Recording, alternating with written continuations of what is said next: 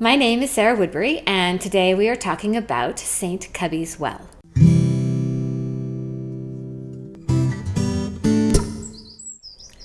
So we're going with another saint today. We are, and that is because, as I talked about in a prior week, this was the Age of Saints. I also talked a little bit about how the church in the 6th century wasn't organized in the same way as it is today. While there was officially only one church, what we know today as the Catholic Church, the way people practiced Christianity in these early centuries after the death of Christ was different depending upon where they lived. Celtic Christianity, meaning Christianity in Cornwall, Brittany, Wales, and Ireland specifically, developed its own somewhat isolated trajectory with small groups of people following the teachings of a saint, and the common people, who were Christian anyway, worshiping in parish churches with possibly little connection to any other church.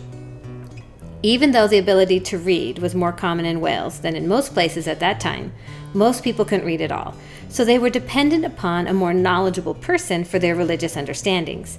That made the place these saints chose to settle the center of religious worship, and in some instances a place of pilgrimage for large numbers of believers. Though it is possible this particular well was sacred prior to Christianity's spread, the well is traditionally associated with St. Cubby, a cousin of St. David, who is reputed to have come to Wales sometime around the middle of the 6th century. Cubby was one of a group of Welsh saints whose lives are to be found in a manuscript dating to this period called The Lives of the Welsh Saints. It has a Latin name, which I won't butcher by trying to pronounce. According to the document, Cubby was born the son of the King of Cornwall and traveled widely, including through South Wales and Ireland, establishing churches as he went, before he came with his disciples to northwest Wales towards the end of his life. Cubby established his church at Holyhead around 540 AD, within the walls of a ruined Roman fort.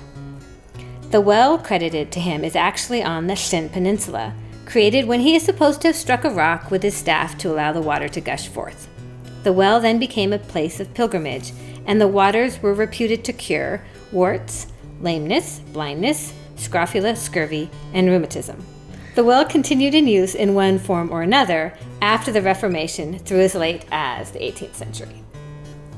Treatment consisted of giving patients an equal quantity of well water and seawater morning and evening for a period varying from 7 to 10 days.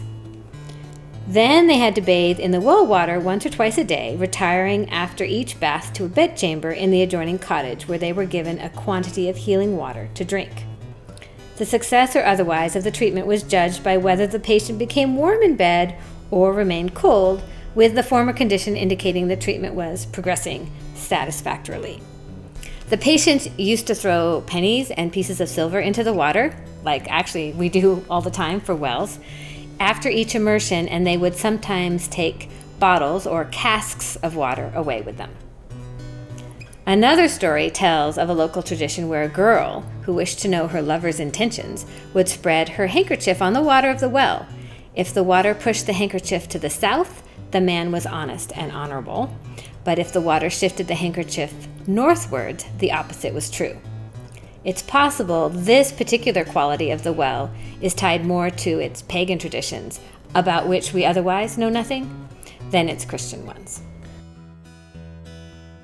Next week, we get to visit St. Cerial's Well on Anglesey. Scruffiness? Scrofula? Do you know what No, what is I don't. scrofula? I have no idea. No. I should have Googled it, but I didn't. So we know which direction your handkerchief would have gone, right? Southward, dear. Better have. Thanks for watching my video. You can click on the playlist or subscribe to my channel to see more. There'll be a new video next week. If you want to check out my books, click on the link to my webpage.